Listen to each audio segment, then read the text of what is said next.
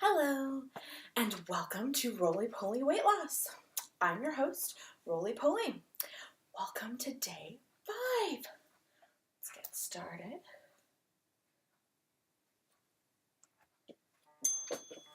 Okay, we have done this now 5 days.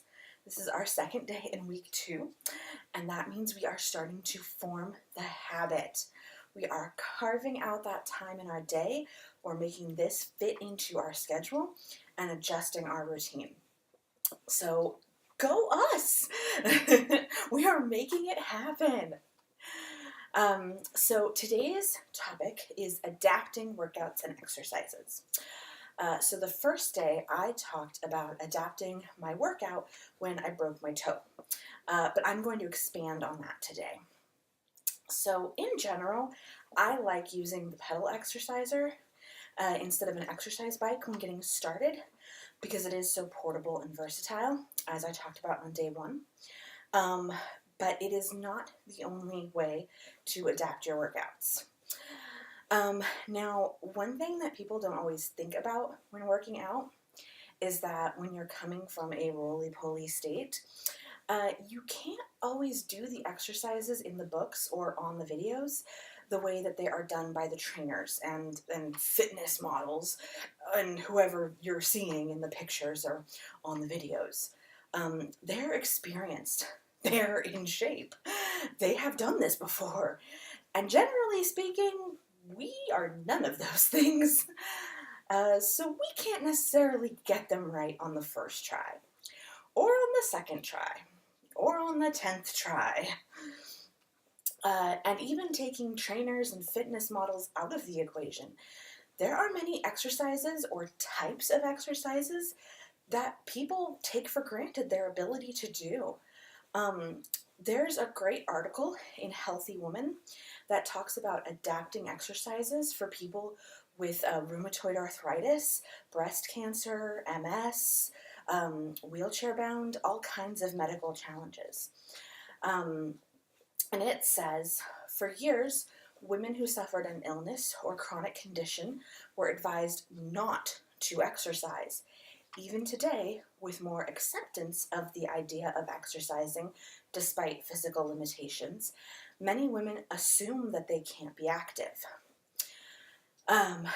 So, that is really something that I've seen with people, and it's really important to know that that is not the case.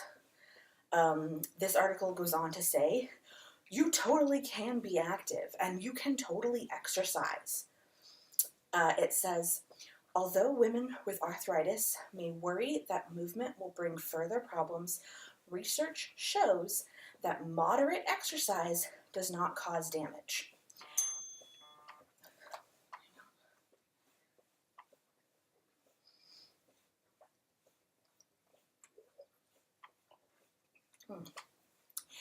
And in fact, that activity can actually help you.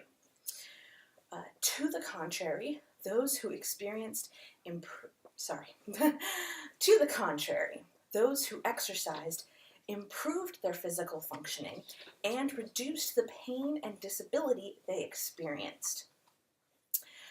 Now, for some exercises, you might need to consult your doctor or physical therapist.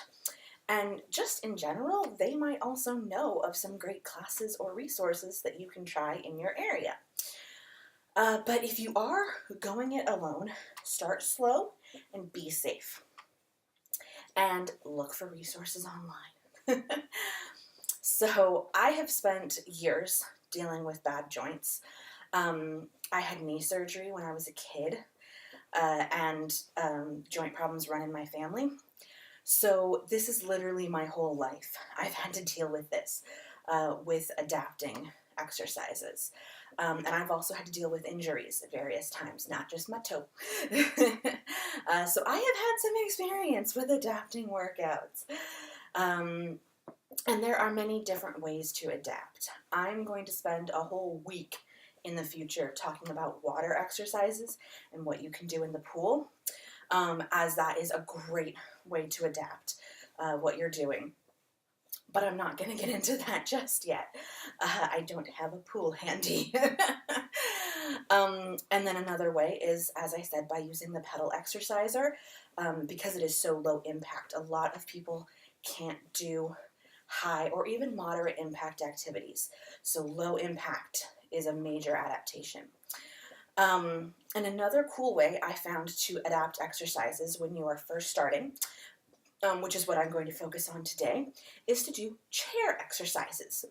Chair, like this one, a normal chair.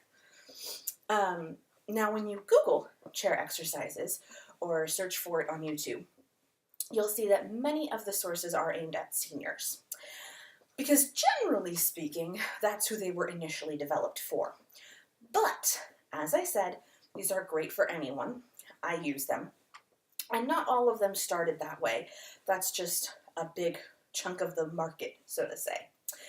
As Very Well Fit says, for folks who've lost a step or two in their later years, or who are battling the effects of chronic pain or disability due to injury or health condition, there are accessible exercise options that can improve strength, cardiovascular health, mobility, and balance, all from the comfort of a sturdy chair.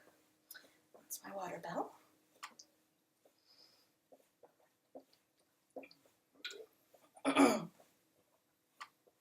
So, all you need is a sturdy chair, and you can improve your strength, your cardiovascular health, your mobility, and your balance. And it doesn't matter your age. It doesn't matter if you have a disability or chronic pain. You can adapt something to suit you. It might not be chair exercises, but you can find something. When I broke my toe, I also did some chair exercises to substitute for the HIIT exercises I had been doing. Not well, but I had been doing them the best I could. And the thing about chair exercises is that there is just as much variety as with regular exercises. I've seen videos for everything from HIIT to just stretching. I found a couple that I could do without putting my toe on the ground, and I found some that I adapted in that way. So you can find a lot out there. I also found this book that I love called Tai Chi in a Chair. So when you're talking about chair exercises, you can be talking about a lot of different things, from high intensity interval training to, yoga to Tai Chi, all parts of the spectrum. And speaking of yoga, there is this yoga instructor who has developed a chair yoga discipline. You can check out their website, Get Fit Where You Sit.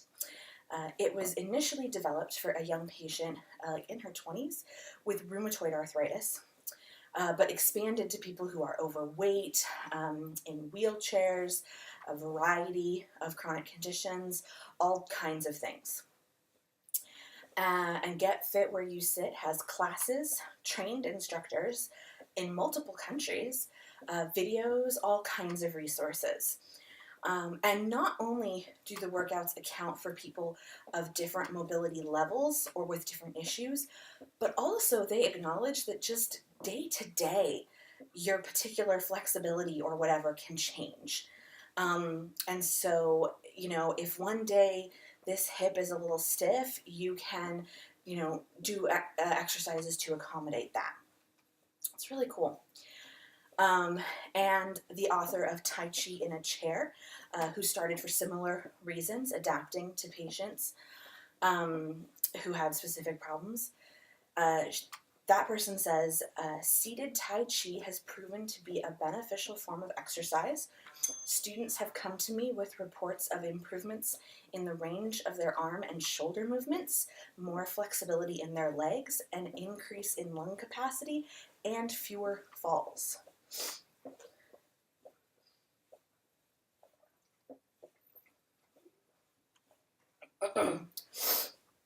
So again, with these chair exercises, if you're not able to do regular exercises, adapting something that you can do in a chair so that you are getting that activity and movement in can have so many different benefits.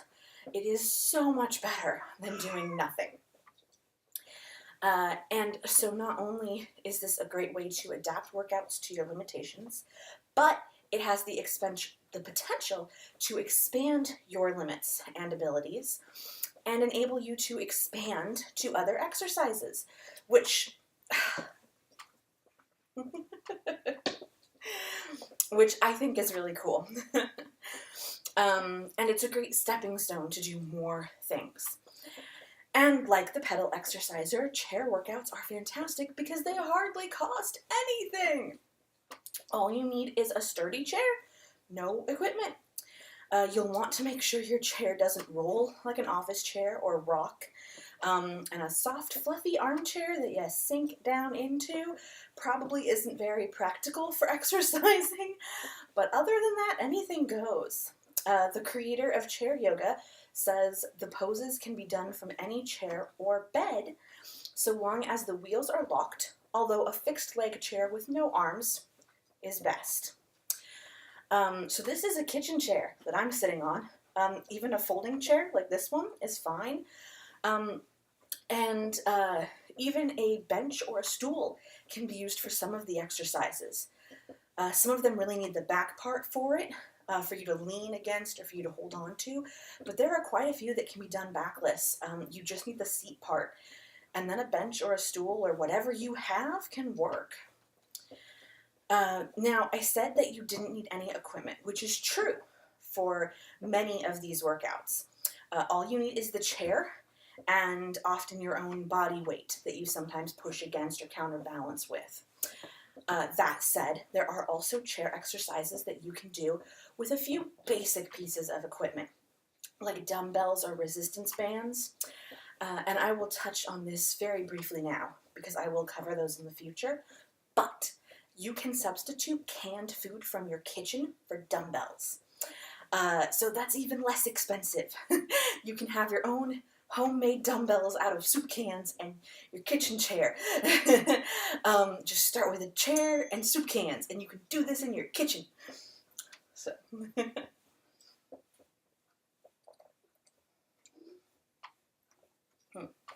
Anyway, just a few basic things like resistance bands can augment your chair workout without getting into all different kinds of big exercise pieces. You can also use a chair to adapt a different exercise plan. If you find something that you like the look of and it's not for a chair, you can look at it and look at the chair and figure out how you can adapt it yourself. The advantage to these ones is just that they are done for you. The adaptation has already been done. But for example, an upper body workout that would typically be done standing can usually be adapted for a chair. Likewise, things that you would do on the floor, like your stretching, your yoga, etc., can also be adapted for a chair very easily. So if you have trouble getting to the ground, or more likely if you're like Rolly Mama, and you have trouble getting back up off the ground after you're down there, a chair is a great alternative. Another great benefit is that, again, all you need is a chair, which makes these exercises perfect to do at work, during your lunch, or just when you need a short 10-minute break to bust the afternoon doldrums, or whenever you start yawning over your computer. You can beat out a quick little chair routine and kickstart your energy, plus get a little extra workout into your workday. Another great book for that is Office Yoga. There are some moves in there that do require getting on the floor and all that. I don't know, I guess people must have very supportive bosses or closed offices or something. But there are plenty that you can do in a chair or standing. And these are great not only to fit into a short break at work, but also for those who might like to try yoga and can't afford a chair yoga DVD and just can't manage all that crazy curling around on the floor stuff. So I certainly can't. Even when I was in high school in PE, we did yoga, and I, because of my knee, was having to just adapt poses all over the place. I just literally couldn't bend it that much. And that was just me going, oh, okay, this hurts. What could I do instead that vaguely resembles this? So again, you can adapt on your own, but the advantage to these books and programs is that they give you the adaptations without as much trial and error and pain on your part. And again, start slow. Whether you have a doctor or physical trainer overseeing you or not, start slow. Take it easy, stay safe. Because you might think, oh, I can do that on day 1. And then on day 2, you wake up and realize, no, I really shouldn't have done that. So again, start well within your limits and slowly expand up to them before you think about busting past them. So try the adapted version that the expert has put forth first. And of course, you can always adapt them further. Some of these adapted exercises might go part way, but not far enough for you. But now you know where to start and how to move it further in a direction that you can manage.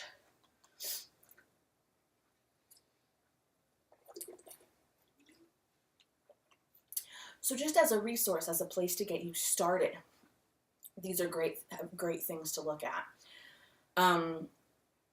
And when you are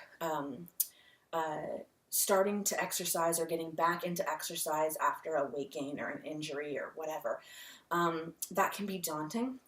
And so I like these 4 rules that I found. And they're actually for personal trainers for when they are adapting exercises for their clients. But it's just as applicable to us adapting for ourselves. 1, make it low impact. 2, remove the arms. 3, reduce the complexity. And 4, use supporting equipment. So I've talked about using the pedaler to reduce impact on my joints, and that's part of why I do it instead of walking as much, and how you can do it without your arms. And so we've already got 1 and 2 there. Using a chair to exercise is a great example of using supporting equipment. So just by thinking of these things, we're already doing what the pros do just for ourselves, which is awesome. So instead of paying someone to tell you, oh, just do it sitting down, I'll tell you that for free. Do it sitting down. Anyway, that is why I really like chair workouts, for when you can't do something full out, or adaptive workouts in general, for the same reason. And if you have any questions about adapting workouts, as I said, I've been doing it for years, so I have a lot of ideas there. So between myself and Rolly Mama, I have learned many tricks. So if you have questions, you can always shoot me and ask. So that is day 5, adapting your workouts to get the most out of them while staying within your limitations and eventually just pushing the boundary a tiny bit, but not pushing so far that you hurt yourself and can't do day 6. Okay? So this has been Roly Poly Weight Loss. As always, I am your host, Roly Poly, reminding you to adapt your workout to fit your body and no one else's. Post and share your tweaks and adaptations with the hashtag AdaptedFitness. And please join me next time.